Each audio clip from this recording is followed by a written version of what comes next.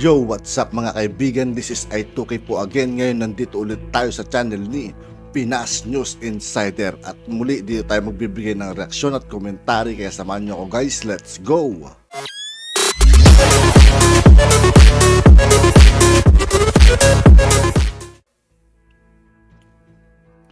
That satisfy the senator to see that?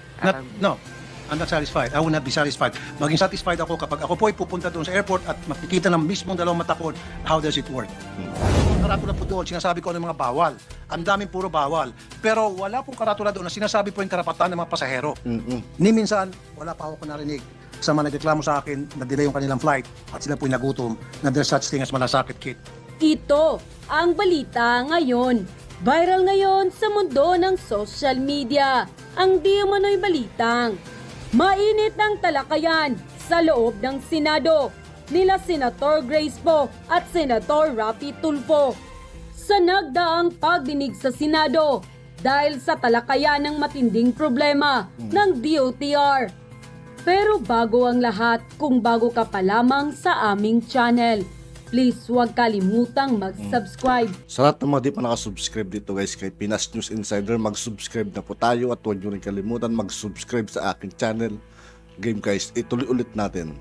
At i-click ang notification bell para mas maging updated pa kayo lalo sa lahat pa ng bagong video na i-upload namin. At eto na nga mga kabanat, diretsahang kwenisyon ng bagong senator na si Raffy Tulfo ang kawalan ng malasakit ng naturang ahensya sa oras na magkaantala ang flight ng eroplano ay wala man lang ibinibigay na pagkain o merienda sa mga pasaherong naabala at ang iba ay natutulog na lamang sa sahig ng paliparan. Tila naging abogado naman si Senator Grace Poe sa panig ng DOTR. Kaya naman hindi maiwasan ng mga netizen na madismaya. Hanga naman sila sa baguhang senador na si Raffy Tulfo dahil ngayon lamang aniya mayroong klaseng senador na handang kalabanin nito ang mga kasama sa Senado na patulog-tulog para maiayos ang kalagayan at kapakanan ng taong bayan. At ayon nga sa kanila, isa pa rin yung senadora na yan. Umaayon lang sa agos, playing safe. Sana kagaya kayo ni Senator Tulfo, lumalaban para sa bayan. Bakit at paano nahalalang patulog-tulog na senador na mga yan? Sana mamulat na tayong mga Pilipino na huwag padadala sa pangalan at kasikatan ng mga politikong ang gusto lamang ay makaupo sa Senado para proteksyonan ang kani-kanilang interes. Sayang ang pagbayad ng sambayanang Pilipino. Mabuhay po kayo, Senator Raffy Tulfo. Kapakanan ng taong bayan ang laging pinaglalaban po ninyo. Sana po maging ehemplo po kayo ng mga taong naninilbihan sa gobyerno. Bago man matatagal na para naman po masenso ang ating bayan. Mabuhay po ulit kayo. God bless po. Idol Raffy, ikaw ang pag-asa ng bayan. Lumalabas ngayon ang dami ng buaya sa government dahil sa bigay mong impormasyon. Sana madami pa gumaya sa iyo sa mabuti mong kalooban at matapang. Proud kami sa iyo, idol. End quote. Now, ilan po bang eroplano ang lumalapag at lumilipad sa ating mga airport? Because meron po tayong tatlong terminal na 1, 2, 3 and then one domestic and yet dalawa lang po ating runway. It's not enough. We know that for a fact. Ilang beses ko na po nasubukan na dahil yung traffic po sa airport ay talagang matindi.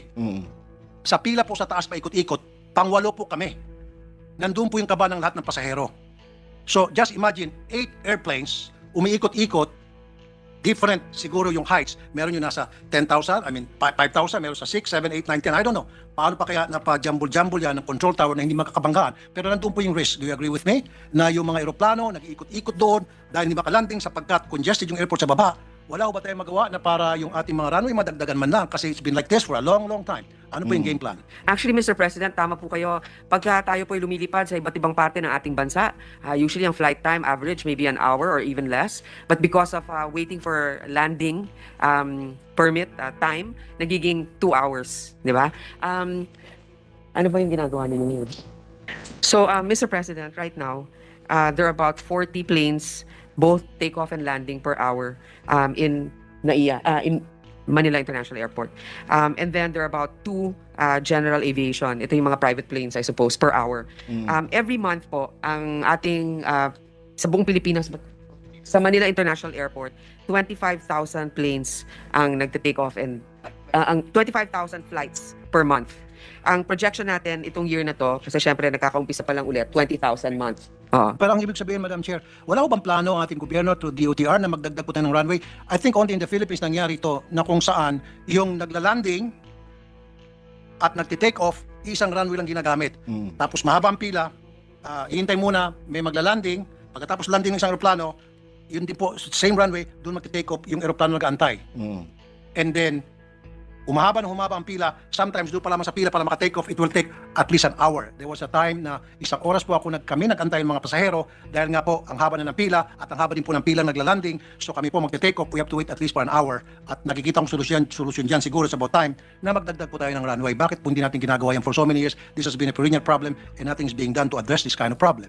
Mr. President, I think during several hearings, it's already been established that there's no land to be able to build a third runway in the Manila International Airport. On the other hand, and that's also the reason why we fast-tracked giving a franchise for the Bulacan Airport, which I believe will have 4 runways. And not to mention, there's also a parallel project at the Sangli Airport that they are developing. Yes, we are a little bit late in the game, and this will really stunt our growth, especially when it comes to tourism.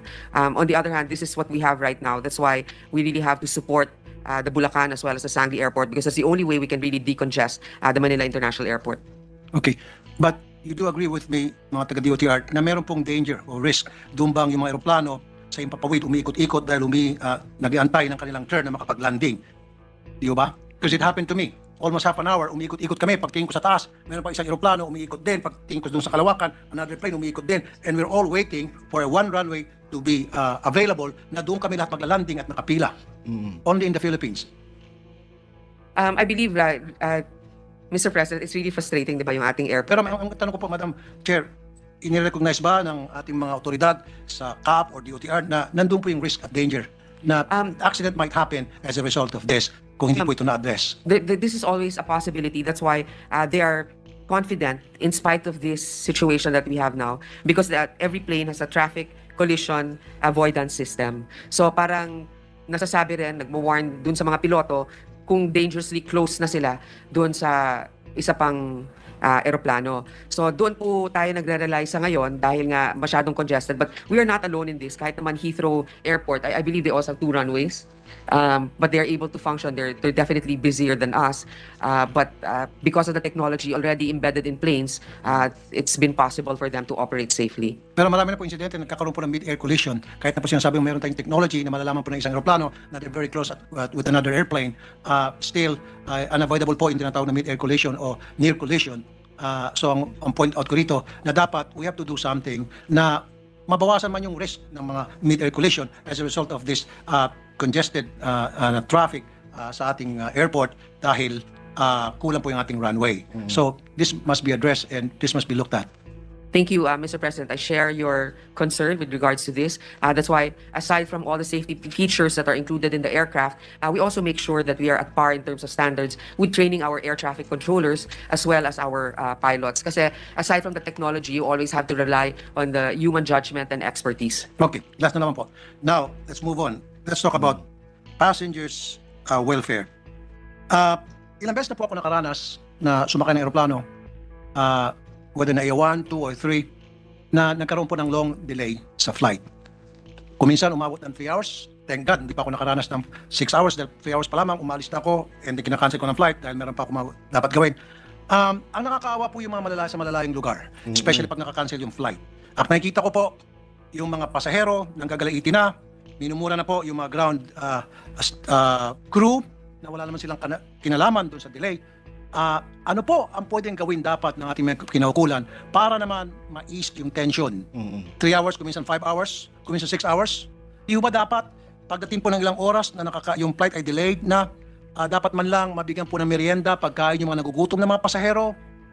Kapag na-cancel yung flight, di ba dapat yung pong mga pasahero na sa malalayong lugar o sino may gusto, mabibigyan na po ng shuttle, papunta po sa mga hotel, at bibigyan po sila ng food voucher. Yung ba dapat ganon? I think meron po tayong regulasyon o batas po patungkol dyan. At bakit po hindi po na-implement po ito? Mr. President, what they're doing now is a coordinating council, the CAAP, together with the management of the airport and also the stakeholders, yung mga airline companies, katulad ng PAL, Cebu Pacific. In anticipation, let's say, there's a storm or there's a surge of flights coming in, to add more ground personnel. And then if there's a delay of flight, the passenger should be given some sort of snack or food, malasakit kits to tide them over. I personally haven't experienced receiving any of those. Wala pa po ako nakita niyan. Wala pa po ako nakita. Ang may nakita ako, nanggagalitin na po yung mga pasahero at pinagmumula po yung mga ground crew dahil gutom na po sila because they're expected to be in their point of destination at the exact hour. Kaya wala po silang pera pambili ng pagkain because they're expecting na pagdating doon na sila kakain sa kanilang bahay. At yung iba po, may problema sa kanilang blood sugar pero wala silang pambili ng pagkain. So nanggagalitin po sila, nagwawala. At kapag nagkaroon po ng cancellation ng flights, yung mga malalapit, uwi lang po ng kanilang bahay. Pero yung mga nasa probinsya, they end up matulog lang po doon sa airport. Yung iba sa tabi ng CR. Kalunos-lunos po yung kanilang sitwasyon, kaawa-awa po sila.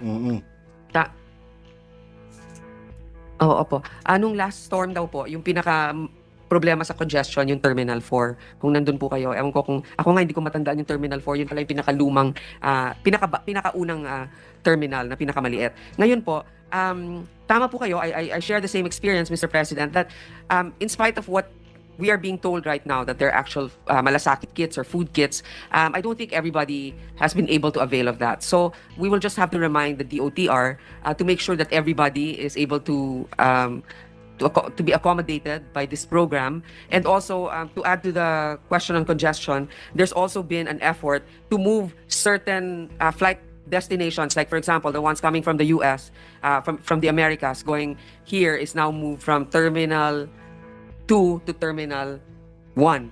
And then the others are, in short, inayos-ayos nila yung mga arrivals and departures para ma-decongest. Kasi some terminals have more flights than others. So they're trying to balance that. Okay. Malasakit kit. Hindi ko pa nakita to. Baka ito ba yung nakatayap sa Malasakit Center ni Senator Bongo? Itong Malasakit kit? Anong naman ang malasakit? Ano bang meron dito sa Malasakit kit? Hindi ko pa ito nakita at wala ko pa nagsasabi sa akin na kapag na-delay yung flight, thank you at meron Malasakit kit at kumain kami, nakapag-merenda kami. Ni isang kaluluwa po, wala pa nakapagsabi sa akin na nakinabang na po sila sa Malasakit kit. Pero marami na po ako narinig na mga na-delay yung kanilang flight, nagutom, ng galaiti, at napabayaan po sila ng airline at nasaan yung kaap, walay. Sabi pa nga nila, nga. Nasaan po yung Malasakit kit? At pwede bang makita ang itsura? Meron ba kayong dala? Yung drawing man lang o picture ng Malasakit kit at kung ano po yung mga laman noon? Yung by candy, sardinas, instant noodles na maalat, Okay. ano ba, soft drinks? Water and snacks po ang laman. Ngayon, Okay. hindi ko alam kung anong snack ito. Skyflakes. Huh? Ito yung Netflix at Tita Flip. Skyflakes and Vita. Okay. Actually, dapat alam na alam nila to, no? Dapat. Siguro, Dapat meron silang dala, sample. Or at least ba lang picture. Wala bang picture kayo dyan? meron Screenshot? po, pero Meron? Pwede good luck po kung Tingnan ko nga. sige pa. Para, para matuwa naman po, para ma-announce ko po ito sa aking radio program. Dali mo na. Okay. Ito po yung Malasakit kit. Regine, ikaw na magdala doon. Okay? Okay. Ilan po Malasakit kit meron? At sinong bumibili nito? Yung kaap? Hindi ko makita, malabo. Ang kaap. Parang medical kit Yan. po ito. Parang COVID testing kit. Ayan po. Sometimes may alcohol. Malasakit kit. Okay. Meron din daw meron din daw alcohol. Yung iniinom Okay. ba o yung pang-sanitize? Baka kailangan yung iniinom dun sa mga matagal na maghintay. Tapos meron din daw electric fan, battery-operated fans kung mainit. Oo nga. Etong picture na ito, pang-PR to eh. Opo. Magandang-maganda. Halatang pinosing talaga. Yung pagka-anggulo ng paglitrato para maliwanag na meron talaga Malasakit kit. Anyway, seriously speaking, ni minsan, wala pa ako narinig sa mga nagreklamo sa akin na delay yung kanilang flight at sila po'y nagutom na there's such thing as Malasakit kit. Pero marami na po ako narinig na nagmumura sila, nagwawala ng gagalaiti dahil sila po'y napabayaan. At kawawa again, for the second time, kawawa po yung mga ground crew na pinagmumura po na nanggagalaiti ng mga pasahero na wala naman pong kinalaman yung ground crew sa pagka-delay ng flight. Sana po, once na-delay po yung flight, kahit isang oras pa lamang po na-delay yung flight, dapat po may ground crew or CAAP mag-explain to pacify the irate passengers na kulamang kayo na delay because of flight this like that. There should be an explanation, especially pag dumating na po ng 2 oras, pag 3 oras, wala pa rin, merienda time na. Yun po ang pinopoint out ko. Mukhang wala pong nangyaring ganon. And also, sana po hindi lamang po sa domestic flight, sana po maging sa international flight. Dapat po, isa katuparan nito na kapag na-delay after 3 hours, kailangan po may merienda. Pag na-delay at nagkaroon ng cancellation flight, kailangan po may shuttle, ihatid po sa hotel ang mga taga-probinsya at kasama na po yung mga pagkain. At kung pwede, bigyan po sila ng allowance para pambili ng kanilang toiletries. Siyempre po, dahil matutulog sila sa hotel, sigurado ako cheap hotel na bibigay sa kanila, meron man na silang toothbrush, meron silang toilet papers, etc. Colgate. At yun na nga mga kababayan, ano na? Grabe, no? Grabe mga binabangka talaga ni Sir Raffy Tulfo, no? Yan sana mapamantayan ng mga Senado, di ba? Walang kinikilingan, kahit sino talaga. At yun nga po, dito po nagtatapos ang ating reaction video dito kay Pinas News Insider. Muli ako po si I2K. Maraming salamat sa patuloy na pagsuporta. Yeah, peace out.